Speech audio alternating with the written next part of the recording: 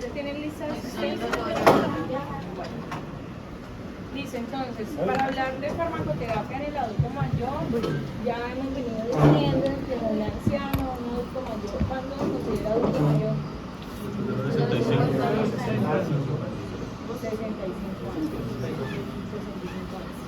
Tiene cambios fisiológicos y pues obviamente en el organismo del abuelo, y esto va a terminar generando unas alteraciones farmacocinéticas y también farmacodinámicas en relación con la respuesta que tiene el organismo hacia un fármaco.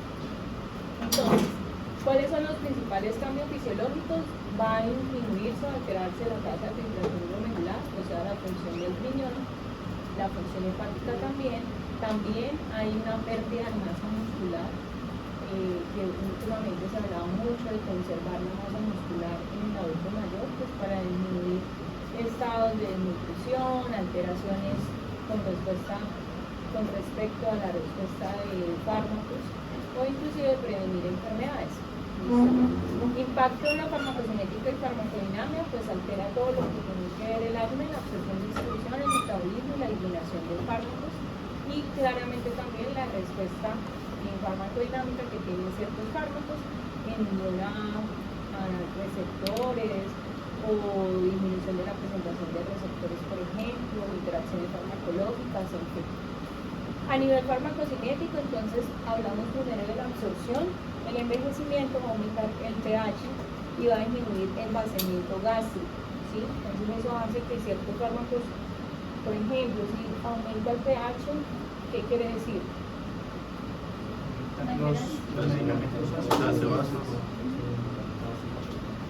Al aumentar el pH, los fármacos ácidos débiles se pueden absorber más fácil, pero los alcalis, por ejemplo, no se van a absorber tan fácil. Disminuir el vaciamiento gástrico hace que se recargue de pronto el efecto de ciertos fármacos. Disminuir el tránsito intestinal, y es lo mismo, también disminuye la superficie de absorción a nivel intestinal hasta un 30-40% en comparación con un paciente joven. Y también la absorción intramuscular por esa pérdida de masa muscular puede ser errática, o sea, colocándole una inyección a un adulto mayor pues no va a ser como una efectividad adecuada del medicamento, no va a tener una efectividad adecuada del medicamento, pues porque va a tener una absorción errática o disminuida. ¿Por qué? Porque además de la pérdida muscular también hay alteración o disminución de la perfusión tissular distal. En cuanto a la distribución, el agua corporal total y la masa magra en general se disminuye un 15% entre los 20 y los 80 años. ¿Listo? En total, si esto también afecta el tejido adiposo, aumenta 15 a 30%, o sea, se cambia la composición músculo-grasa, aumentando más el porcentaje de grasa que músculo, siendo significativamente, obviamente nosotros las mujeres tendemos a acumular más grasa que músculo, es más difícil mantener esa masa muscular. Y también pacientes que tengan enfermedades cardiovasculares van a alterarse el flujo plasmático, la perfusión distal de órganos. Recuerden que los órganos que menos perfusión distal tienen o los que más se altera la perfusión distal es el músculo. ¿Listo? Esto va a alterar en cuanto al funcionamiento, sobre todo del volumen de distribución de medicamentos hidrosolubles. Claramente, porque si los fármacos hidrosolubles quiere decir que se diluyen muy bien en líquidos, ¿cierto? En agua. Entonces, si hay una alteración, si el agua corporal total se disminuye en un porcentaje, pues se va a disminuir también ese volumen de distribución. Y eso va a afectar a fármacos como vigoxina, warfarina, propranolol, morfina, digital, etanol y el litio. Y el tejido adiposo, al aumentarse, pues va a aumentar el volumen de distribución de fármacos liposolubles. Pues va a presentar un mayor porcentaje la grasa. Entonces va a incrementar también niveles de trazodona, de diazepam, haloperidol, amiodarona y la descipramina. Por ende, esos fármacos pues hay que administrarlos con mayor precaución porque pueden generar mayor efectos secundarios en el paciente. ¿Cuáles son los efectos del envejecimiento que pueden alterar o determinar el volumen de distribución? Entonces, la unión a proteínas plasmáticos es de lo que más se habla cuando hablamos de volumen de distribución, las propiedades de unión a tejidos, el coeficiente agua-líquido y los transportadores. Vamos a hablar principalmente de la unión a proteínas plasmáticas. Entonces sabemos que la principal proteína de transporte plasmático es la albúmina. Entonces normalmente con la edad va a haber una hipoalbuminemia y eso hace que fármacos como la warfarina, la fenitoína, ¿sí? Normalmente que son muy acoplados a albúmina, pues digamos que tengan un mayor riesgo de toxicidad. ¿Por qué? Porque como hay menos albúmina, pues hay mayor fármaco libre en el plasma, en el compartimento central. Y por otro lado, se va a incrementar el otro transportador, que es el alfa ácido glicoproteína, en donde va a transportar medicamentos como el verapamil y el propranolol, y esto lo que hace es que puede potencializar el efecto de estos medicamentos. Entonces de pronto, por eso un paciente adulto mayor con uso de antihipertensivos como el verapamil, que es un calcio antagonista, o propranolol, que es un beta bloqueador, puede tener mayor efecto, o sea, generar un mayor efecto hipotensor o beta bloqueador en estos pacientes. Sí.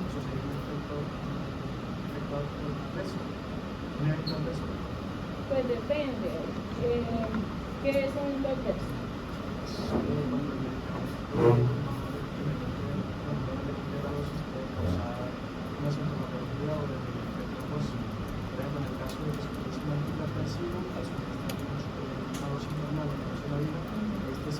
Adulta mayor, sería un pues sí, no, porque es que realmente las reacciones adversas o los eventos adversos claramente están sujetos a cambios farmacogenéticos y farmacodinámicos de pacientes. Por eso estamos viendo ese tipo de población especial. Y si tú le das un fármaco X o Y a un paciente y ese fármaco le genera una situación adversa, una nueva que le genere molestia, que le genere caída, que le genere alguna sintomatología adicional que lo haga sentir mal, a eso se le conoce como evento. Si está comprobado por el fármaco, pues reacción, no tiene nada que ver lo que estamos hablando. Claramente los eventos, las reacciones van a estar susceptibles de los cambios farmacogenéticos y farmacodinámicos de un fármaco. Y si tu pregunta es si un adulto mayor es más riesgoso de que presente eventos adversos o reacciones adversas, claro que sí, por eso mismo estamos. ¿Listo? Bueno, cambios farmacocinéticos, ya hablamos de absorción, ya hablamos de distribución, ahora hablamos de metabolismo. La disminución de la parte de la función hepática, como ya lo hablamos, y del flujo sanguíneo hepático también, hasta un 40%, por lo tanto, se va a disminuir el metabolismo hepático de la mayoría de fármacos. Recuerden que los fármacos principalmente tienen un metabolismo hepático. Entonces, fármacos que se ingresan al organismo como prodrogas o profármacos, el cual el concepto de profármacos se refiere a ser un fármaco inactivo y cuando se metaboliza es que se activa, como por ejemplo la codeína, que se tiene que activar gracias a algunos procesos enzimáticos a un derivado de la morfina, ¿sí? Haciendo su efecto opioide analgésico, por ejemplo, y pasa de igual forma con otros fármacos como propranolol, enalapril, la simvastatina, y por lo tanto pueden requerir inclusive una dosis más alta para hacer el mismo efecto. ¿Por qué? Porque ese metabolismo de primer paso hepático, digamos que está un poco más alterado y se puede retardar un poco más en activarse. ¿Listo? La eliminación. La eliminación también ya hablamos que se disminuye la tasa de filtración glomerular, la función renal, en promedio en un adulto mayor un 50%, desde los 30 hasta los 80 años se va disminuyendo progresivamente la tasa de filtración y esa tasa puede sobreestimar obviamente el uso de ciertos fármacos. Yo les había mencionado que existen tablas de ajustes de dosis renal de ciertos medicamentos como los antibióticos. ¿Por qué? Porque pues hay algunos fármacos que si tú no ajustas la dosis renal pueden generarle mayor riesgo de toxicidad. ¿Listo? Bueno, entonces, ya para hablar de farmacodinamia, ¿sí? Vamos a tocar otros puntos. En cuanto a los cambios farmacocinéticos, pues ya hablamos del ADME, Ahora vamos a hablar de la farmacodinámica, en donde sabemos que el aumento o disminución de la sensibilidad a ciertos xenobióticos. Cuando hablamos de xenobióticos, son sustancias ajenas o externas que ingresan a nuestro organismo. Xenobióticos puede ser un fármaco, pero xenobiótico también puede ser un tóxico en general. ¿Listo? La respuesta a un xenobiótico alterada, ¿sí?, puede verse o deberse al envejecimiento cronológico y también a prevalecer más enfermedades. Entonces no es lo mismo un paciente que tenga 80 años y que tenga una insuficiencia cardíaca congestiva, donde su corazón no bombea bien, no hay una adecuada perfusión distal, al yo utilizar, por ejemplo, un antibiótico que quiero que trate un absceso en tejidos blandos, ¿sí?, donde la perfusión es bien distal, y pues no va a llegar primero por la parte, por la volumen de distribución y por la perfusión, ¿sí?, pero también por esa disminución que también ya va a tener el receptor o el mecanismo principal del medicamento a ese tratamiento. Y eso no va a ser igual, no va a responder de la misma forma. Siempre ya a esa edad va a haber una capacidad reducida para la respuesta compensatoria, ¿sí?, a cambios fisiológicos al estrés, que un adulto joven de pronto sí la pueden pilotear más fácil. La sensibilidad alterada de los efectos de diversos agentes, eso tiene que ver con el volumen de distribución también, y las condiciones médicas comórbidas o otras enfermedades de base que tengan los pacientes.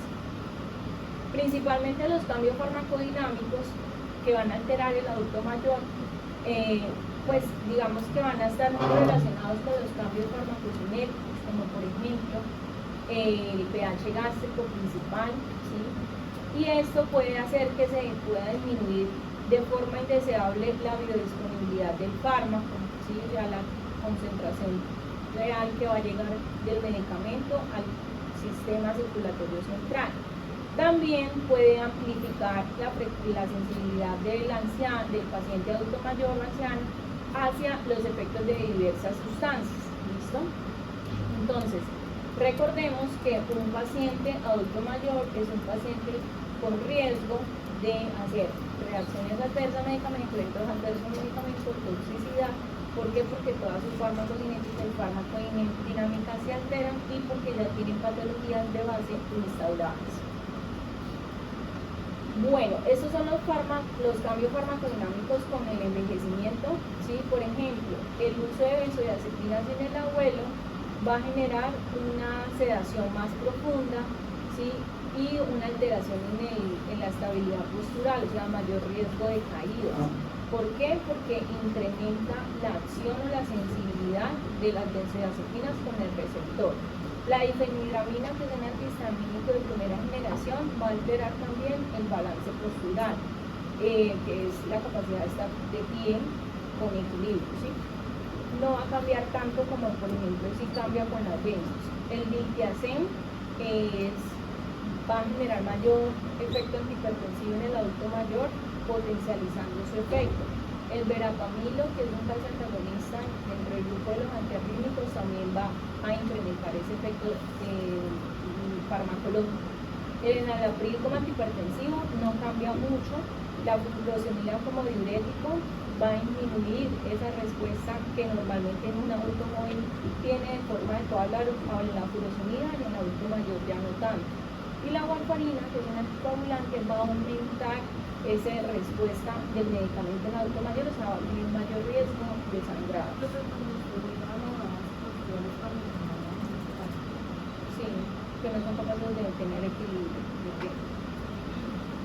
Factores sociales y de comportamiento. Entonces, los factores sociales y de comportamiento también tienen que ver, ¿sí?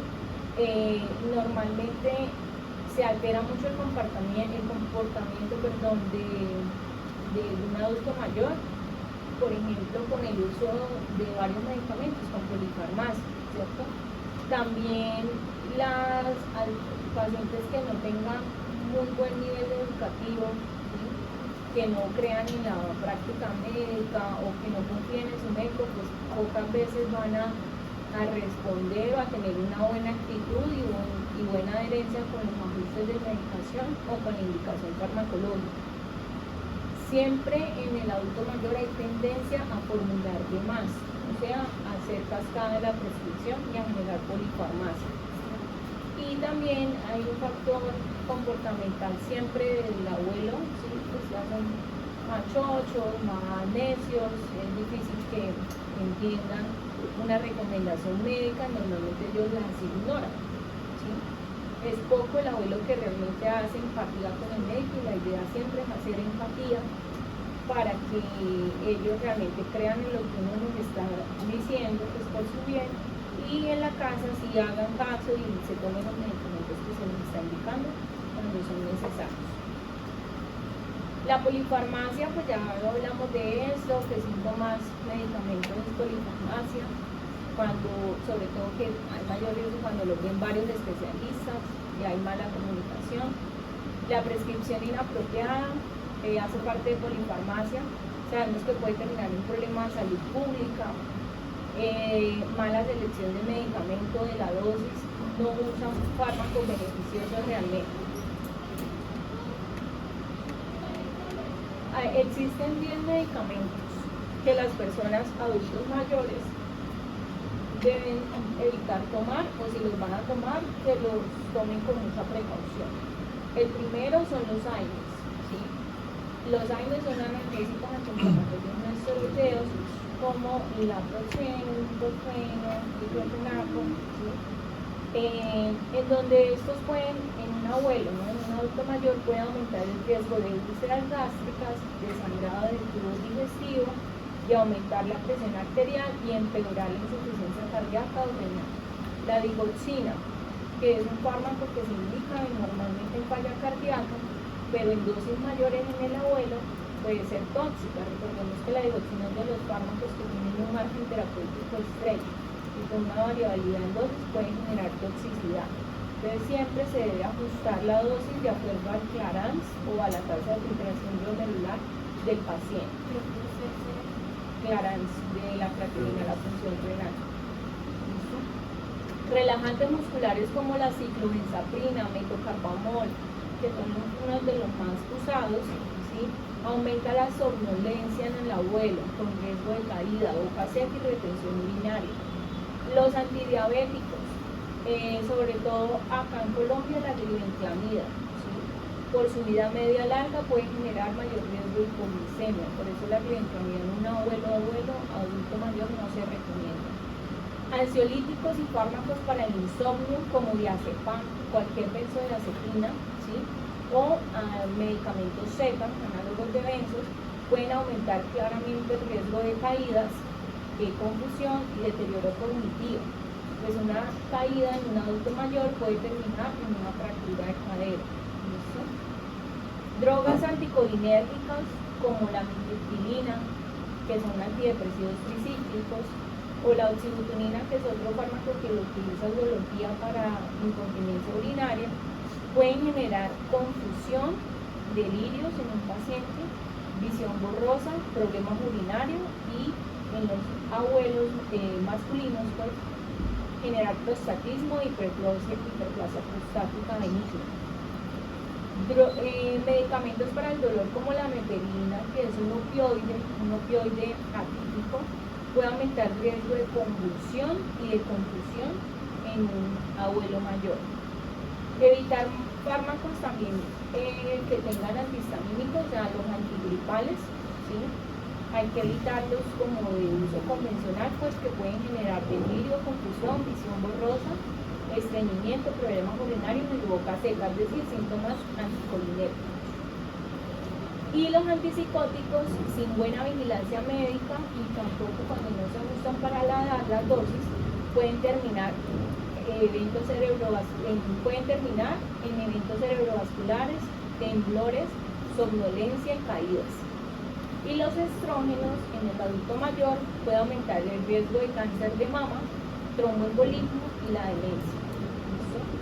Entonces, en general, estos son como los 10 medicamentos que no se debería dar a un paciente adulto mayor. ¿Listo? Casi todos. No,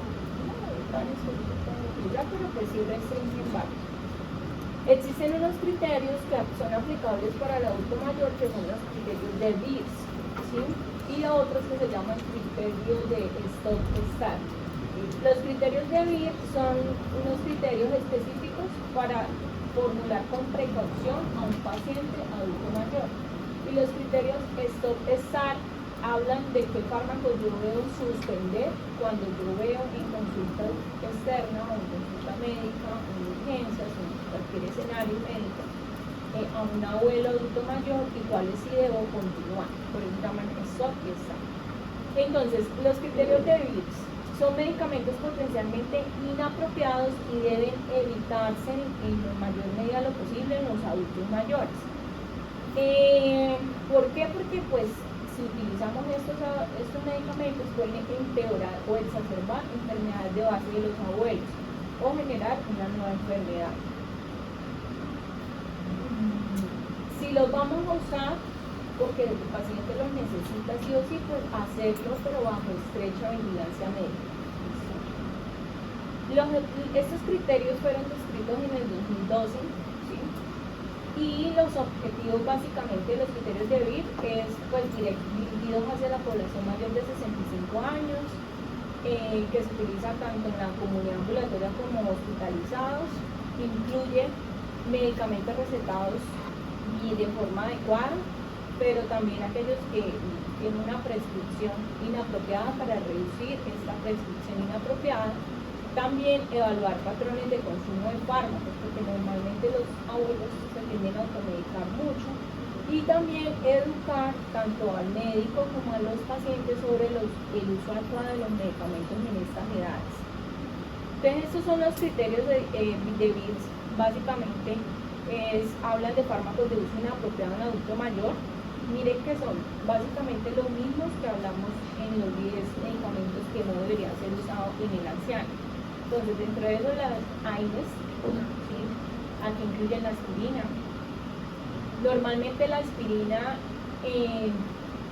anteriormente la aspirina, o sea, como que decían que la aspirina protege infartos del corazón y todo el mundo debería tomar aspirina. Y no es así, la aspirina tiene sus indicaciones. O el ácido acetilsalicílico. Un adulto mayor que no tenga riesgo cardiovascular, que nunca ha sufrido infarto, no debería estar tomando aspirina de forma prolongada. ¿Sí? Entonces, por eso pues hay que simplemente evaluar si la necesita o no. ¿Listo? ¿Por qué? Porque aumentan más los riesgos que los beneficios. Sí, claro, de dolor sí, pero yo hablo de la parte cardiovascular, que ellos no lo toman ni siquiera por dolor, ellos lo toman es que para evitar que les dé infarto, pero eso no es así. La propaganda de Anticolinérgicos, cualquier tipo de anticolinérgico, principalmente antihistamínicos, pero también antipsicóticos o antiparkinsonianos, pueden tener obviamente un efecto anticolinérgico alto. Ese efecto anticolinérgico lo vamos a ver cuando veamos los fármacos anticolinérgicos, pero básicamente es boca seca, retención urinaria, palpitaciones, delirios, alucinaciones, y eso lo pueden dar todos esos medicamentos con ese efecto. ¿Listo? Antiespasmódicos, como por ejemplo butilbromuro-iosina, ¿sí? Que es la misma buscapina, se debe evitar, ¿sí? En la mayor medida lo posible porque tiene un efecto anticolinérgico importante. Solamente en cuidados paliativos. Cuando hablamos de paliativos, cuando no hay nada que hacer, tenemos un paciente oncológico que esté muriendo, pues tampoco se vale dejarlos aguantar dolor. Antitrombóticos como dipyridamol puede causar hipotensión ortostática, ¿sí? Nitrofurantoína en abuelos, hay alto riesgo de toxicidad pulmonar. Y además que hay una pérdida de la eficacia de la nitrofurantoína por la depuración renal. Y por otro lado tenemos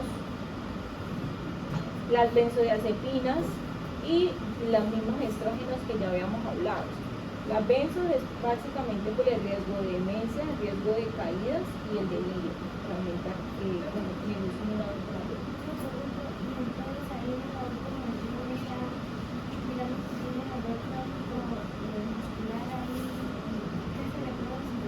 ¿qué les voy a sí, acetaminofén? Idealmente sí.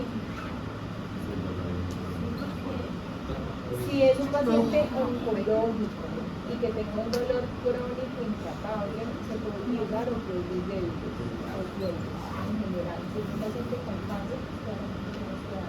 Pero normalmente un abuelo no debería utilizar AINES, o sea, ningún AINES, ni menos para dolores crónicos. Ni siquiera un adulto debería utilizar AINES de crónicos crónicos. Los AINES para ciclos cortos, 5 o 7 días. Un analgésico de uso prolongado, acetaminofén, eso es hablado. De pronto acetaminofén con cafeína, o de pronto acetaminofén con un opioide débil, sabiendo que ya pueden generarle dependencia a ese opioide débil. Y si ya el paciente tiene un dolor crónico intratable, le han hecho todo y sigue con dolor por muchas causas, y porque tiene cáncer, entonces pues ahí sí se autorizan los opioides porque tiene una clase. Yo tenía entendido que los hay el naloxona, bueno, ellos no se pueden tomar todos los días. Por eso te digo, por mucho 5 días, 7 días, por mucho, que tengamos dolor, pero son fármacos de uso corto. ¿Listo? No son de uso prolongado. Listo. Criterios de stop son criterios en donde nosotros vamos a suspender fármacos. Entonces, estos criterios también ya fueron creados hace años y son dirigidos solamente para adultos mayores. Ustedes lo dividen por sistemas. Los fármacos que actúan en el sistema cardiovascular, por ejemplo, la digoxina, ¿sí? Se debe suspender con una dosis muy alta de digoxina que tenga el paciente y más si tiene insuficiencia renal. Los diuréticos de asa solamente se deben suspender si lo mandan o si el paciente tiene edema malleolar en el tobillo, solamente edema en el tobillo aislados y signos clínicos de insuficiencia cardíaca congestiva, sí se puede dar, ¿listo? Los diuréticos de asa en monoterapia para tratamiento de hipertensión arterial hay alternativas más seguras y efectivas, o sea, en general, miren que los diuréticos de asa como furosemida, ¿sí? Se deben evitar en el adulto mayor, solamente en casos muy necesarios, pero se deben evitar. Los diuréticos tiacídicos, como la hidroclorotiazida, también. ¿Tiene que ver con la función Sí, porque pueden empeorar la función renal. Los beta bloqueadores no cardioselectivos, lo que pueden generar riesgo de broncoespasmo en pacientes con EPOC o fumador crónico. Bloqueadores beta en combinación con verapamilo, pues hay mayor riesgo, o sea, beta bloqueadores con calciantagonistas, mayor riesgo de bloqueo cardíaco completo. El uso de diltiazem o verapamilo, que son calciantagonistas, en falla cardíaca, MINJA 4 o clase funcional 3 o 4 pueden empeorar la insuficiencia cardíaca. La verapamilo en falla cardíaca no es buena opción. Antagonistas del calcio en el estreñimiento crónico pueden empeorarlo. Aspirina en combinación con warfarina pues aumentan el riesgo de sangrado. Aspirina, miren que aspirina tiene muchas restricciones. Mire, la aspirina mayor dosis diaria, mayor de 150 miligramos día, en adulto mayor hay que suspenderla porque aumenta el riesgo de sangrado. Y la aspirina en un adulto mayor que no tenga antecedente de cardiopatía isquémica, o sea que nunca se ha infartado, nunca le ha dado una ACV, nunca haya o no tenga criterios diagnósticos para enfermedad arterial periférica, ¿sí? O antecedente de enfermedad arterial oclusiva crónica, se debe suspender. Entonces esos abuelos que, es que yo toda la vida he tomado aspirina, no, pues no, ¿de qué manera los comenzamos? Ahí miramos, pero se debe suspender. Hay muchos casos en que esos abuelos no solamente hacen hemorragia vías digestivas altas, sino también hacen fragilidad capilar, entonces con nada les salen morados, usted los toca, les queda roja la piel, empiezan con petequias, con eso es por el efecto aspirina. ¿Listo? Warfarina para un primer episodio de trombosis venosa profunda no complicada durante más de 6 meses, no ha demostrado beneficio. ¿Qué otro? A nivel del sistema nervioso central, antidepresivos tricíclicos, con demencia, no, con glaucoma tampoco, benzodiazepinas de vida media larga tampoco se recomiendan, antipsicóticos tampoco se recomiendan, fenotiacidas tampoco, inhibidores de recaptación de serotonina tampoco. ¿Listo? En la parte respiratoria, teofilina como monoterapia en el EPOC no se recomienda. Musculoesquelético, AINES, lo mismo, otra vez vamos a hablar de lo mismo, no se recomienda. ¿Qué más? Endocrino, la glibenclamida, los antidiabéticos orales, no se recomienda. Beta bloqueadores en diabéticos tipo 2, no se recomienda. Estrógenos, no se recomienda. Benzo, igualmente. Antihistamínico, benzo, vuelven y repiten lo mismo. Y los STAR, es decir, los que sí se pueden dar en un adulto mayor, son los siguientes. Warfarina en presencia de una fibrilación auricular crónica. Aspirina en presencia de fibrilación auricular crónica cuando se contraindique la warfarina. Aspirina o clopidogrel, que son dos antiagregantes plaquetarios, cuando está bien documentado un antecedente de enfermedad coronaria, o sea que sí se ha infartado, ACV, enfermedad cerebrovascular, enfermedad arterial periférica, ¿sí? En pacientes en ritmo sinusal sí se puede dar. Cuando un abuelo, normalmente por el cambio farmacodinámico, farmacocinético, todo eso, normalmente los que son hipertensos, después de los 65 años se normotensan. ¿Por qué? Porque bueno, ya se envejece, ya no hay tanta la resistencia vascular periférica, porque las arterias, los vasos sanguíneos se ponen más rígidos de lo normal, ¿sí? Pero se compensa de una u otra forma con el bombeo del corazón, ya no es igual, no tiene la misma fuerza. Entonces normalmente estos abuelos tienden a ser normotensos, hay que estar muy pendientes porque normalmente el tratamiento antihipertensivo en estos pacientes se debe de suspender, ¿sí? ¿Por qué? Por riesgo de hipertensiones graves. Estatinas, dice que solamente se debe dar antihipertensivos cuando la presión normal sistólica sea superior a los 160 mililitros de mercurio. Estatinas con antecedentes, solamente estatinas cuando tengan también antecedentes de enfermedad aterosclerótica documentada. Las estatinas de uso crónico, porque sí, para evitar que me suba los triglicéridos y colesterol, tampoco está bien. ¿Listo? Los IECA en insuficiencia cardíaca crónica, sí. IECA en infarto de miocárdico, sí. Los beta bloqueadores en angina crónica estable, sí. Agonistas beta 2 como el salbutamol o anticolinérgicos como hidromuro y parapropio en asma de dedo moderado sí se pueden. Corticoides inhalados como la beclomethasona inhalada en EPOC moderado grave cuando la feria es inferior al 50% sí se pueden. Oxigenoterapia cuando el paciente la necesite. Levodopa en enfermedad de Parkinson también sí se pueden. Antidepresivos en presencia de síntomas depresivos, no para prevenir nada, sino ya cuando el paciente pues, tenga su trastorno de depresión instaurado durante al menos 3 meses. IBP, inhibidores de bomba de protones como el omeprazol, cuando el paciente tenga una enfermedad de reflujo gastroesofágico demostrada, gastritis crónica, úlcera péptica, en fin.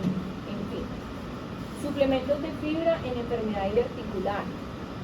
Antirreumáticos modificadores de enfermedad, que son DIMARS, en artritis reumatoidea moderada grave, de más de 12 semanas de duración. Si se puede, los bifosfonatos, pacientes que reciben corticoide oral, suplementos de calcio y vitamina D en pacientes con osteoporosis conocida, metformina en diabetes tipo 2 o síndrome metabólicos, IECA o ARA2 que son antihipertensivos, antiagregantes plaquetarios en diabético tipo 2 si coexiste con un factor de riesgo cardiovascular. ¿Cuál es un antiagregante plaquetario? Aspirina, ahí sí. Solamente si tiene un riesgo cardiovascular, sí, pero por lo demás no. Y estatinas también en diabéticos tipo 2 si tiene un riesgo cardiovascular. Listo. Esos son los criterios exactos. Ahora, siempre hay que estar muy alerta en un abuelo adulto mayor cuando tenga cambios en el estado mental inexplicables, es decir, que empiecen con confusiones, delirios, paranoias, hablar incoherencia en casa, sobredosis de un medicamento recetado. Y también cuando si ustedes como médicos sospechan de que en casa los estén maltratando o les estén atendiendo de forma inadecuada, pues hay que reportar al trabajo social o algún equipo multidisciplinario para que ayuden a ese tipo de abuelos. En envenenamiento agudo y crónico en pacientes ancianos, siempre pues, se enfoca de la misma manera de que otros grupos de edad, que eso ya lo vamos a ver al final. Y una hemodiálisis puede ser una alternativa terapéutica en estos pacientes cuando hay algún tipo de intoxicación es grave. ¿Listo? Siempre hay que educar, sí, tanto al paciente como al cuidador, y el médico pues también tiene que recibir esta información para saber cómo utilizar los fármacos en el anciano. Porque estoy segura que muchos, aún ejerciendo, no saben estos conceptos. Uso limitado o evitar ciertos agentes farmacéuticos, ya sabemos. Y cómo vamos a prevenir intoxicación o efectos secundarios en el abuelo, pues indicando ese tipo de medicación. ¿Listo?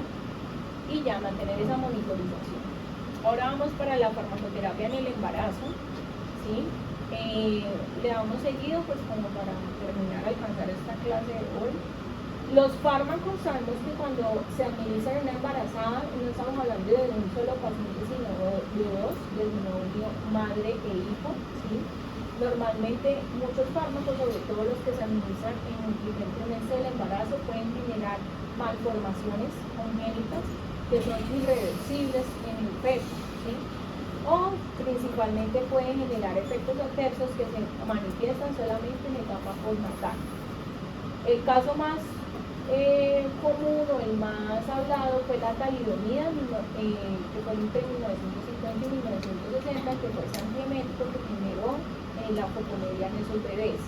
Normalmente ya mencioné que el periodo más afectado son los primeros trimestres, las primeras, o también principalmente las primeras 8 semanas de gestación.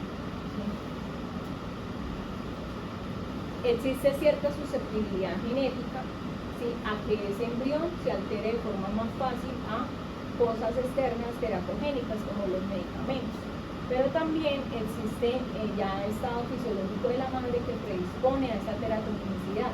Por ejemplo, se dice que las edades, las mujeres que tienen hijos o muy tempranos, muy jóvenes, o muy adultos mayores, tienen mayor riesgo de teratogenicidad, el estado nutricional, la situación económica y las enfermedades crónicas y metabólicas de base. Ese es un cuadro en donde vamos a ver el tiempo de embriogénesis en el periodo embrionario, por semanas, ¿sí? Sabemos que las primeras 8 semanas, o sea, desde acá hasta acá, el bebé tiene mayor predisposición a presentar teratogenicidad con exposición a ciertos fármacos. ¿Listo? En el periodo embrionario, ¿cuáles son los fármacos que pueden generar? Principalmente teratogenicidad. Entonces, está la ciclofosfamida, todo lo que sea agente alquilante, quimioterapéutico, alucinógenos, la warfarina, carbamazepina, colchicina, estrógenos o medicamentos anticonceptivos, el alcohol, la fenitoína, la isotretinoína, perdón, que es un antibiótico, se utiliza mucho en el acné. Entonces, por eso siempre a las pacientes, hombres y mujeres, pero obviamente en este caso las mujeres que se someten a tratamientos de acné, les dicen que no pueden quedar en embarazo si están sometidas a este tipo de tratamiento por el riesgo de teratogenicidad. Litio, mercurio, penicilamina, progestágeno, la radiación de cualquier tipo, talidomida, tetraciclina y el valproate. ¿Listo? Mercurio es un metal. Pero, o sea, a ver, cuando hablamos de fármacos o xenobióticos, siempre pueden incluir plomo, mercurio, cadmio, calio, cualquier otro, porque pueden ser contaminantes de productos naturales, de productos nutracéuticos que la población tiene que saber. También estaría relacionado con la alimentación, ¿verdad? Exacto, contaminación de mercurio, que aquí en Colombia somos inundados en mercurio por los peces. Listo. Durante los 3 primeros meses todos los medicamentos deben de considerarse potencialmente peligrosos. Por eso las embarazadas no deberían automedicarse. En el periodo fetal, entonces después del primer trimestre, los fármacos no producen tanta alteración como en el primero, ¿sí? Pero sin embargo pueden afectar el crecimiento y desarrollo funcional de ese feto. Al nacimiento, esa capacidad de recién nacidos para metabolizar todos los fármacos y eliminarlos, pues está poco desarrollado, ¿sí? O a veces ni siquiera está desarrollado. Y por ende, Todos esos medicamentos que se apliquen segundo y tercer trimestre pues también pueden generar efectos adversos en el feto durante la última etapa de la gestación o inclusive al nacer. ¿Listo? En el transporte de fármaco en el organismo materno al feto influyen varios factores maternos. Ustedes saben que la placenta, una de las barreras fisiológicas es la placenta y que puede ser alterada o ese paso entre los medicamentos hacia el bebé también puede ser alterado por hipoproteinemia de la madre de base, si tiene obesidad, si tiene alteraciones o trastornos placentarios, sobre todo en la superficie del grosor de esa placenta, si tiene alteraciones en la liposolubilidad, el peso molecular del fármaco, la fijación del fármaco a proteínas plasmáticas y también a veces algunos fármacos se metabolizan en la placenta y en el hígado fetal. Estos son los fármacos que tienen mayor efectos teratogénicos que son significativos para el feto. Por ejemplo, el ácido valproico. El ácido valproico no se debería administrar en ningún trimestre, o sea, en ninguna etapa del embarazo. ¿Por qué? Porque pueden generar defectos del tubo neural, malformación cardíaca y de extremidades. Los andrógenos o estrógenos, o sea, hormonas, pues si son andrógenos pueden generar masculinización en el feto femenino, por ejemplo. Las anfetaminas o drogas sintéticas. Sospecha de patrones de desarrollo anormales y disminución de desempeño escolar cuando el niño ya nace. Antidepresivos tricíclicos, sobre todo en el tercer trimestre, se han informado problemas o manifestaciones de abstinencia neonatal en ciertos bebés. Otros fármacos como barbitúricos también pueden generar abstinencia neonatal al nacer. La carbamazepina puede generar defectos del tubo neural. La ciclofosfamida, que es un quimioterapéutico, puede generar malformación congénita, sobre todo en el primer trimestre. La cocaína en todos los trimestres puede generar mayor riesgo de abortos espontáneos, desprendimiento prematuro de placenta, trabajo de parto prematuro, infarto cerebral neonatal, desarrollo anormal y disminución del desempeño escolar.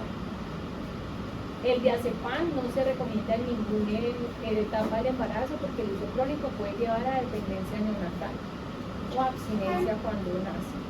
El alcohol tampoco, riesgo hay un síndrome que se llama síndrome de alcohol fetal, que genera malformación física en el feto. Heroína, la heroína en cualquier trimestre puede generar dependencia neonatal y va a generar abstinencia neonatal cuando nazca ese bebé.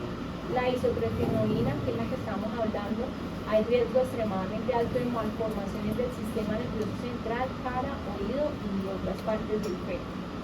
Y el litio, sobre todo en el primer y el tercer trimestre, puede generar anomalía de Epstein, efectos tóxicos en el neonato después del tercer trimestre.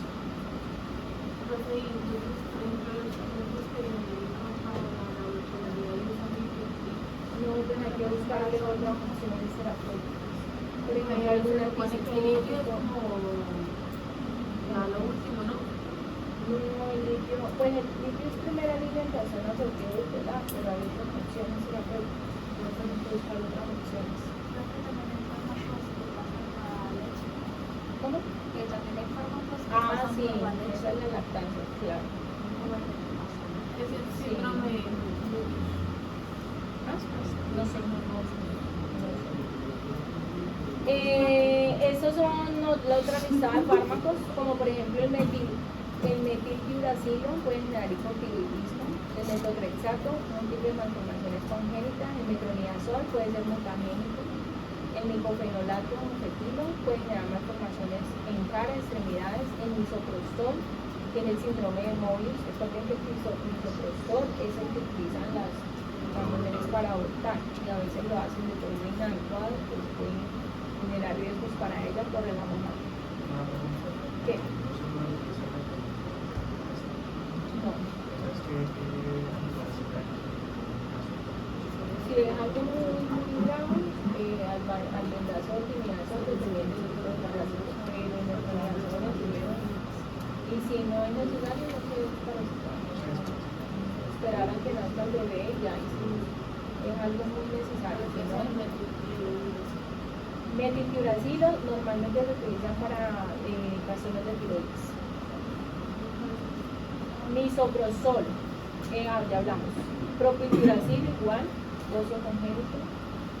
Tabaquismo, retardo de crecimiento intrauterino, prematurez, síndrome de muerte súbita del lactante. Talidomida, focomelia, tamoxifeno, aumento de riesgo de aborto espontáneo, la tetracitina, cambios de coloración y otros efectos sobre los dientes. Warfarina en el embarazo, primero y segundo trimestre. Primero, hipoplasia de puente nasal, condrodisplasia. En segundo, malformaciones del sistema nervioso central. Y en el tercero, riesgo de hemorragia, interrumpir su uso antes de un mes del parto. Listo. Estos son las alteraciones farmacogenéticas en el embarazo. Ustedes recuerden que en el embarazo normalmente hay mayor cialorrea, se disminuye el pH, hay disminución de la mucosa, afecta los fármacos vía sublingual, se lentece el vaciamiento gástrico y la motilidad gastrointestinal también, y puede aumentar el pH. A nivel pulmonar, la ventilación minutos se aumenta después de las 7 a 8 semanas, sin aumente la frecuencia respiratoria. El gasto cardíaco aumenta o también genera mayor perfusión alveolar. La hiperventilación también pues altera como este volumen, intercambio a nivel pulmonar. ¿Listo?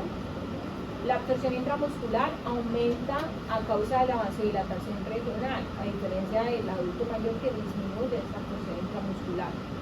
En las extremidades inferiores, normalmente en las embarazadas, al final del embarazo pueden hacer mayor riesgo de insuficiencia venosa, mayor riesgo de estasis venosa y de trombosis venosa también. ¿Listo? La distribución se puede modificar como consecuencia de la disminución gradual de las proteínas. Igual va a generar doble vida a esta mamá, va a mantener 2 vidas o a veces 3 o 4 cuando múltiples o 5, bueno, en fin, pero se va a disminuir la proteína transportadora del medicamento y por eso siempre se va a alterar o retrasar ese volumen de distribución. También recuerden que siempre que hay disminución de proteínas plasmáticas transportadoras, aumenta el riesgo de toxicidad del fármaco líquido. ¿Listo? El metabolismo, el flujo sanguíneo hepático parece no alterarse durante el embarazo. Interrogado porque hay estudios que dicen que sí se altera, pero realmente pues no está tan bien comprobado. Se dice que el aumento de los niveles de progesterona puede influir sobre el metabolismo hepático, inducir más el sistema microsomal. Y el estado funcional también se ve alterado cuando la paciente tiene enfermedad hepática durante el embarazo. La eliminación, la tasa de filtración glomerular en la embarazada se aumenta, hay mayor poliuria, hay mayor número de veces que la paciente va al baño a eliminar, ¿sí? Se aumenta esa tasa de filtración glomerular. Modificación fisiológica del embarazo y las consecuencias. Entonces, esta es una tabla de resumen de los cambios fisiológicos y el efecto que tiene en todos los puntos de la farmacocinética. En la parte de absorción, pues ya vimos que va a haber un vaciamiento gástrico más lento, va a ir la motilidad gastrointestinal va a estar disminuida, va a aumentar el flujo sanguíneo y esto va a llevar a ligero retraso en la absorción, aumento de la absorción y el aumento de la absorción para el aumento del flujo sanguíneo también. En cuanto a la distribución, va a aumentar el agua corporal total, aumenta la forma activa del medicamento. ¿Listo? Cuando se altera o se disminuye las proteínas transportadoras. Y la eliminación, el aumento del filtrado glomerular va a hacer que se genere mayor aclaramiento renal. Y por ende se elimine más rápido los fármacos y va a haber un efecto terapéutico. Entonces, aquí para recordar que existen 2 pacientes al tiempo, a veces 3, 4, en fin. El embarazo tiende a agravar las patologías que la paciente tiene de base, pero hay que tener mucha precaución. Hay pacientes con lupus, hay pacientes con hipotiroidismo, hipertiroidismo, diabéticas, hipertensas, y por eso se puede empeorar. ¿Por qué? Porque hay una variación fisiológica claramente en la anatomía, tanto en la farmacocinética como en la farmacodinámica. Siempre hay que formular solamente los medicamentos únicamente necesarios, no formular de más. Y evitar medicamentos de reciente comercialización, como es lo que siempre se recomienda. Utilizar la menor dosis eficaz durante el menor tiempo, evitar politerapia o polifarmacia, restringir la medicación lo más posible en el primer trimestre, no medicar nada más que no sean las vitaminas prenatales y ya, ¿listo? Atender las observaciones de la paciente siempre, no hacer prescripciones de complacencia, desaconsejar la automedicación, vigilar que sí cumplan con todas las indicaciones médicas y prescribir siempre de forma racional. Recuerden que una mujer en edad fértil puede ser una paciente potencialmente gestante.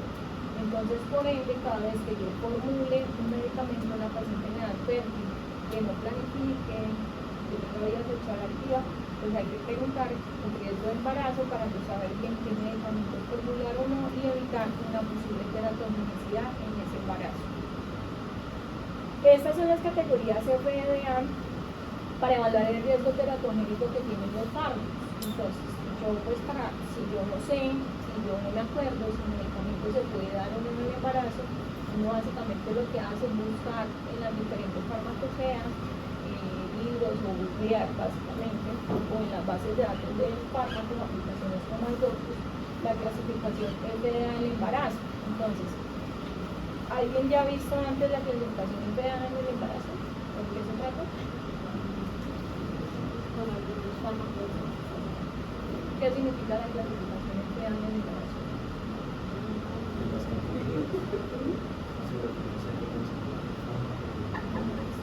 Exacto. Esas categorías hacen referencia en la seguridad del fármaco para el periodo gestacional. ¿Sí? Entonces se divide A, B, C, D y X, donde A y B son las más seguras. C, D y X no deberían utilizarse en una embarazada. Entonces, si un fármaco, yo lo googleo, busco es categoría A, sí lo puedo dar. Es categoría B, no puedo dar. Pero si ya me sale categoría C o D, no debería utilizarlo durante el estado de gestación. Entonces, se ¿por qué se le quitó la etiqueta a los fármacos? O sea, yo leí que a partir de cierto año los medicamentos del mismo tenían como la categoría en la presentación farmacéutica, pero eso se corrigió y se cambió. seguramente también para evitar la automedicación de las embarazadas. Entonces, por eso siempre sería la prescripción bajo la indicación médica, porque esa información se aparece pues en los libros, en las farmacopeas, ¿sí? Entonces, la categoría A informa que cuando los estudios con grupo en mujeres no mostraron un riesgo para el feto en el primer trimestre y no hay pruebas de riesgo en los segundos trimestres del embarazo. Es remota el daño fetal. En el B, los estudios de reproducción en animales no han mostrado riesgo fetal, pero no se cuenta con estudios como fuertes para desestimar el riesgo. En la categoría C, los estudios en animales han revelado efectos adversos en el feto. En la categoría D hay evidencias claras de riesgo fetal humano, ¿sí? Y en la categoría X, estudios en animales o en seres humanos han demostrado anomalías fetales. Hay pruebas de riesgo fetal con base en la experiencia de seres humanos o ambas cosas y por lo tanto no se recomiendan. Y estos son algunos de los ejemplos de las categorías, ¿sí? Y de cuáles fármacos se pueden utilizar y cuáles no. Entonces, categoría A son seguros, ejemplo, hierro, potasio, calcio, levotiroxina. Categoría B, bastante seguros, amoxicilina, diclofenaco, acitromicina, clotrimazol, insulinas. Categoría C, posibles efectos adversos en el feto, tramadol, albuterol, fluoxetina. Categoría D, evidencia de riesgo fetal, tetraciclina, fenilina. Categoría X, anomalías fetales, estradiol, misoprostol, atorvastatina y secretinoína. Esos como algunos ejemplos. Listo. ¿Alguna pregunta en embarazo? Principios de prescripción. Esto ya es lo último, ¿sí? No me voy a detener mucho en este último paso porque básicamente los principios de prescripción es que debería contener una fórmula o cómo debería usted formular, que es algo que poco le enseñan, poco le explican, pero que es muy importante porque ustedes salen, se gradúan y están en internet y ni siquiera saben hacer una fórmula médica. Primer paso, definir el problema del paciente. Esta literatura la encuentran de las guías de una prescripción de la OMS. Entonces, el primer paso es definir siempre el problema del paciente o hacer un diagnóstico, porque ¿qué voy a formular si yo no sé qué es lo que le está pasando al paciente? Segundo paso, especificar el objetivo terapéutico. Tercer paso, comprobar si el tratamiento P es adecuado. Cuarto paso, comenzar el tratamiento. Quinto paso, dar información, instrucciones y advertencias. Y el sexto paso es supervisar si yo debo continuar o debo suspender el medicamento. Entonces, en el primer paso, definir el problema del paciente, o sea, definir o diagnosticar si el paciente tiene una enfermedad o trastorno, si tiene algún signo de enfermedad de base, si tiene algún problema psicológico o social o trastorno de ansiedad, si tiene efectos indeseados de otros fármacos por los cuales está consultando, si demanda repetición medicamentos, es decir, industria o polifarmacia, si tiene falta de adhesión al tratamiento previo, si hay petición de tratamiento preventivo o si hay combinación de todas las anteriores. Básicamente el más importante es hacer un diagnóstico de la enfermedad. En el segundo paso, siempre en el segundo paso es definir el objetivo terapéutico, es decir, si yo tengo un paciente con hipertensión arterial que lo diagnostico en el primer paso, pues el objetivo terapéutico, ¿cuál será? Normalizar la tensión, controlar la tensión, mantener la tensión controlada. ¿Listo? Entonces aquí hay varios ejemplos. ¿Sí? El primero de estos es una niña de 4 años, ligeramente desnutrida, ingresa por diarrea acuosa sin vómitos de 3 días de evolución. No ha orinado en las últimas 24 horas. Al examen no tiene fiebre, pero el pulso es rápido y su piel tiene poca elasticidad. Yo sé que ustedes no han visto clínica ni nada, pero a simple vista está deshidratada, ¿cierto? Entonces, ¿cuál sería el objetivo terapéutico de ese caso? Hidratarla primero. Antes de tratar la diarrea, si es infecciosa o no, es primero la hidratación. Paciente, el siguiente caso, mujer estudiante de 19 años, se queja de dolor de garganta, ligero enrojecimiento de la garganta, sin otros hallazgos. Tras ciertas dudas le explica que tiene falta de la menstruación desde hace 3 meses. El examen muestra que está embarazada de 3 meses. ¿Cuál sería el objetivo terapéutico en este caso? Pero los medicamentos del embarazo Prima el estado gestacional. Prima el embarazo. Lleva 3 meses y no ha tenido ni siquiera su primer control prenatal.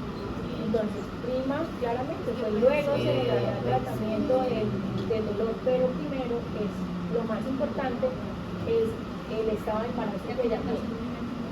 Exactamente. Entonces, este ejemplo muestra cuál es la cuál es la prioridad siempre de los casos y el objetivo terapéutico al que yo quiero llegar. Hombre de 44, silencio, por favor. Hombre de 44 años, dificultad para dormir durante 6 meses, acude para renovar su receta de comprimidos de diazepam de 5 miligramos, de los que toma 1 a la hora de acostarse, quiere 60 comprimidos. ¿Cuál es la prioridad?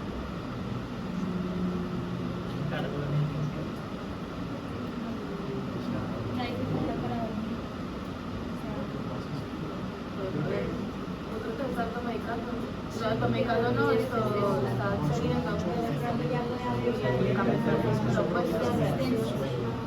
El objetivo del tratamiento en este caso, o el objetivo terapéutico, es definir si el paciente está con una farmacodependencia y está aumentando dosis del fármaco, por ejemplo, ya 1 no es suficiente, sino que se está tomando 2, que de igual forma no es suficiente porque lleva 6 meses sin dormir. Entonces, sí, el insomnio es importante, pero también ver esa parte del farmacodependencia que está haciendo y hace también. Mujer de 24 años consultó hace 3 semanas, se quejaba de cansancio constante tras el parto de su segundo hijo. Escleras ligeramente pálidas, pero hemoglobina normal. Ya le habían aconsejado que evitara el ejercicio cansado o fuerte. Vuelve ahora porque el cansancio persiste y un amigo le dijo que una inyección de vitaminas le iría bien. Eso es lo que quiere, que el médico le formule vitaminas. Entonces, ¿cuál es el objetivo terapéutico principal de este paciente? ¿Darle las vitaminas?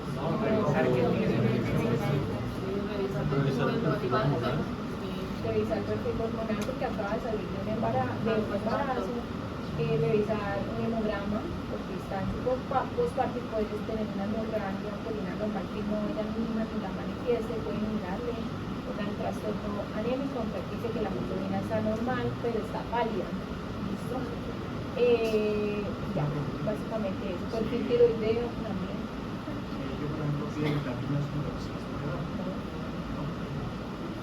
No debería ser, yo ya les dije, no, o sea, una consulta médica, una receta médica no es lo que la gente quiera, es lo que necesita. Y realmente las vitaminas, eso ya está muy mandado, porque eso es muy cultural. Que la gente dice, mándame vitaminas para mejorar. No, vitaminas adecuadas son la de su alimentación correcta. Usted se alimenta bien, balanceadamente, ahí están todas las vitaminas y minerales que uno necesita. Obviamente, hay casos especiales que sí se necesitan vitaminas. El embarazo, las vitaminas prenatales, cáncer, hierro, ácido fólico, esas tres. Un paciente que tenga osteoporosis, cáncer, vitamina D, un paciente que tenga para hidratación, que necesite calcio, también, o calcitriol, inclusive, también, déficit de vitamina D evidenciadas, también déficit de vitamina B1, B6, D12, pero evidenciadas, ya, en el laboratorio vea que se estaba afectando bien.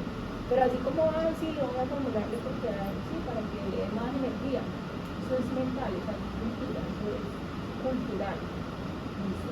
Pero si las necesitan, sí, claro. Listo, el tercer paso de una fórmula adecuada. Antes el primero era hacer un diagnóstico, el definir el problema. El segundo es el objetivo terapéutico, que a veces puede ser diferente al problema.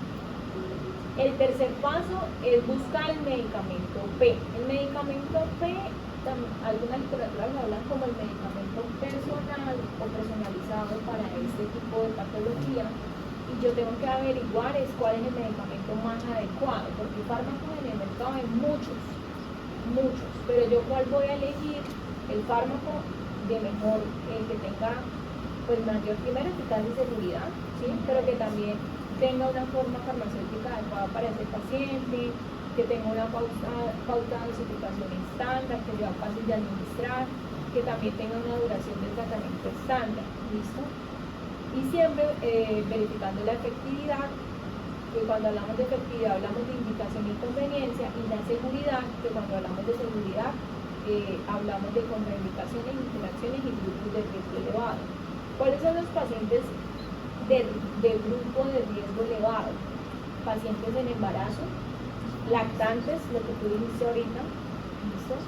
Infancia, edad avanzada, insuficiencia renal, insuficiencia hepática, historia de alergia a medicamentos, otras enfermedades u otros medicamentos de riesgo. Enfermedades, pues otras enfermedades cardiometabólicas también que pueden alterar el funcionamiento del medicamento. El tercer paso es comprobar si el medicamento P es adecuado para este paciente en particular. Entonces, ejemplo, el fármaco y la forma farmacéutica son adecuados.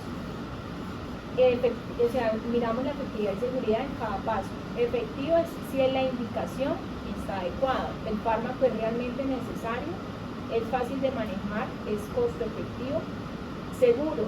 Hay grupos de riesgo elevado presentes, o sea, si está embarazada, si está lactando, si es un adulto mayor o un niño. Hay presencia de otras enfermedades, interactúa con otros fármacos.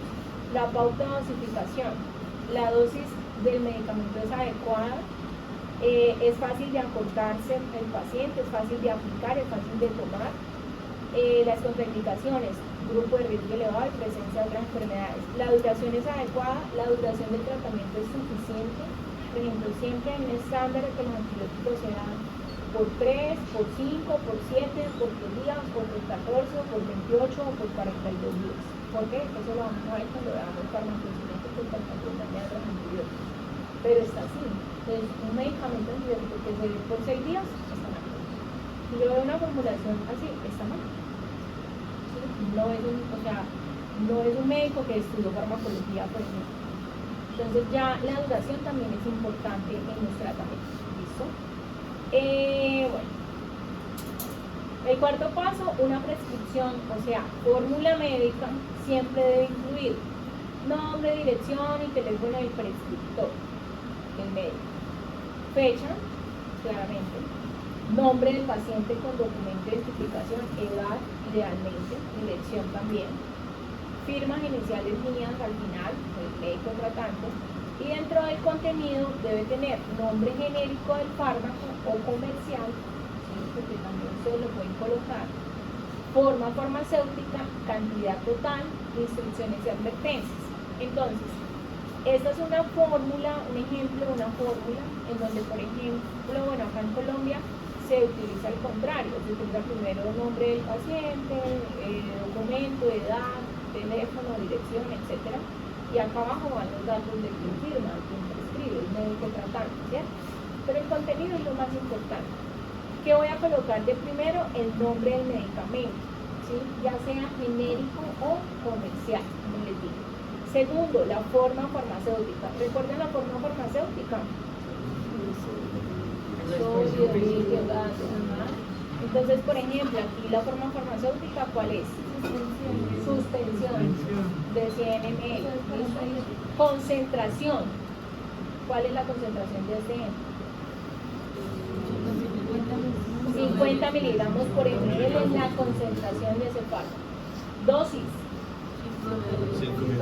A 8 horas por 7 días. La vía, por ejemplo, acá la agarraron porque no pusieron la vía de administración. Y siempre la vía de administración se debe colocar por el, acuérdense del caso de la ambulancia.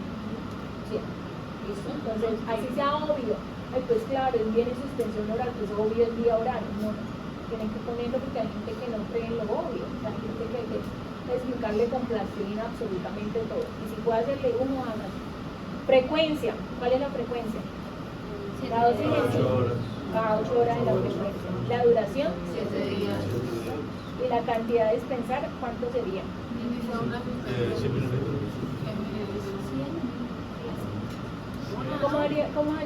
¿Cómo calculan ustedes que ese jarabe de 100 ml le alcance para los 7 días?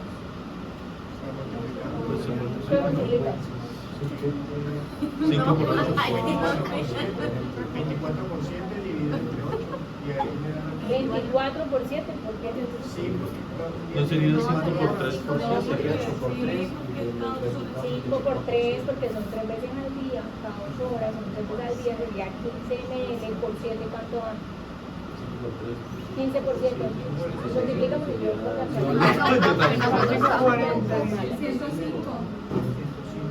105. Entonces, ¿se alcanza? Le faltan 5 por mililitros. Dice la mamá, ay, pero para acá gastar con un libro cancelado. O sea, si estamos hablando de usar para así. Entonces no digan que sí le alcanza el de 100, porque no le alcanza. ¿Listo? Y acá, mire que esta fórmula está mal incompletas. Porque no dice ni vía de administración ni dice cantidad. ¿Listo? Este otro, digoxina. Tabletas de 0.125. Entonces, acá, por ejemplo, no dice, bueno, la forma farmacéutica es comprimido, ¿sí?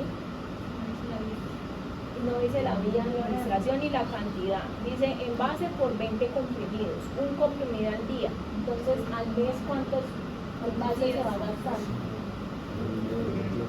Pongámosle un mes, una fórmula casi siempre va a un mes.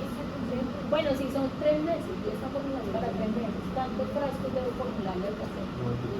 3. A frascos. Quinto paso. Siempre el quinto paso es dar información, instrucciones y advertencias al paciente. Yo tengo que educar al paciente. Si yo no educo a un paciente, ¿quién lo va a hacer? Yo soy el que sé la información, ¿cierto? No puedo permitir que el paciente se eduque por el de la farmacia, por el gerente, el auxiliar de farmacia, que casi siempre son la mayoría de los pacientes de los barrios que van primero a las farmacias porque no tienen acceso a la información médica. Pero tampoco podemos, no podemos permitir que lo eduque ChatGPT ni lo eduque Google, porque no, ¿listo? Para eso estamos nosotros. Entonces, siempre voy a informar al paciente los efectos farmacológicos, los síntomas que desaparecerán y cuándo van a desaparecer si llegan a presentar algún efecto secundario, porque pues eso es real. Es decir, yo le inicio al paciente un antibiótico. Si yo le explico a ese paciente que el antibiótico le puede dar gastritis, le puede dar dolor abdominal, le puede dar diarrea los primeros días, pero que ya luego pasa, créanme que el paciente va a entender, se lo va a aguantar, o va a tomar algo contrarrestando, por ejemplo, una telotermina o algo como para modular, o probióticos como para controlar esa alteración de la flora intestinal y va a adherirse al tratamiento. Pero si yo no le explico a ese paciente y le da diarrea, va a decir que yo no me voy a tomar esa y no se me está tomando. del médico no me dijo que me podía caer mal. ¿Sí ven la diferencia de escenario? Igual, paciente diabético que tome metformina. La metformina genera muchos síntomas gastrointestinales, como náusea, dolor abdominal, diarreas. Si yo a un paciente que le diagnostico recién diabetes y yo no le explico que esa metformina en los primeros meses puede generar esos trastornos gastrointestinales, el paciente no va a tomar la metformina y cuando vuelva va a llegar con hiperglicemias o puede terminar con crisis hiperglicémicas, cetoacidosis diabética, estados bronquiolares en urgencias porque nadie le explicó y el paciente no pudo aguantarse los síntomas, porque a veces muchas veces es mental, muchas veces es psicológico. ¿Listo? Igual lo mismo, tengo que advertirles en unos antibióticos, le puedo dar alergia. Si le llega a dar alergia, informe, suspende el medicamento y vuelve a consultar a la forma más oportuna para indicarle otra opción terapéutica, o si es muy grave, pues vaya por urgencia. O sea, todas las pequeñas cosas tengo que explicarle al paciente. ¿Listo? Las instrucciones, cuándo tomarlo, cómo tomarlo, si se toman ayunas, si no se toman ayunas, si se toma en la noche, si con la comida o sin leche, con leche, si puede tomar alcohol, cosas básicas como esa, también hay que decirles. Decirles qué no hacer. Por ejemplo, algunos fármacos generan somnolencia, entonces evitar manejar autos, evitar manejo de maquinaria pesada, la dosis máxima, ¿sí? La próxima cita, cuándo volver, cuándo el control. Y siempre, si está todo claro, si entendió todo, si tiene alguna duda, pregunta. El sexto paso, ya para finalizar, supervisar y detener el tratamiento. Entonces, ¿el tratamiento fue efectivo? Sí. ¿Y la enfermedad curó? Sí. Entonces, detener ya la formulación y suspender el tratamiento. ¿El tratamiento fue efectivo? Sí, pero todavía no ha terminado de todos los síntomas o la enfermedad. Entonces, ¿generó algún efecto indeseado grave? No. El tratamiento puede ser continuado. Y si sí, pueden considerar cambiar dosis o cambiar de fármaco. ¿El tratamiento fue efectivo? No, la enfermedad no está curada. Entonces, comprobar todos los pasos. El diagnóstico, otra vez volver al paso 1. Diagnostiqué correctamente, el objetivo terapéutico fue el correcto, el medicamento fue era el adecuado, el medicamento fue correctamente formulado, el paciente fue correctamente instruido, el efecto ha sido correctamente supervisado y vuelve a entrar en inglés. ¿Listo? Entonces siempre tengo que saber cuándo suspender un fármaco y cuándo no. Hay gente que, por ejemplo, con los antibióticos no les dicen que tienen que tomárselo solo por una semana y se lo terminan tomando como por un mes. Porque así es la gente. ¿Listo? Hay gente que, por ejemplo, no sabe que la atorvastatina, por ejemplo, solamente son 2 o 3 meses y se suspende, se tiene que tomar un examen de laboratorio de control para ver si se continúa el tratamiento o no, y se lo continúan tomando el resto de la vida, igual que la aspirina, igual que la omeprazol. Son fármacos que los toman como por deporte el resto de su vida, y eso no es así. Tienen sus indicaciones para comer. ¿Listo, chicos? ¿Alguna duda o pregunta? ¿No? ¿Qué ¿Todo claro? temas se me mañana? Introducción al sistema nervioso autónomo central. Ok. Y ya la otra semana Empezamos.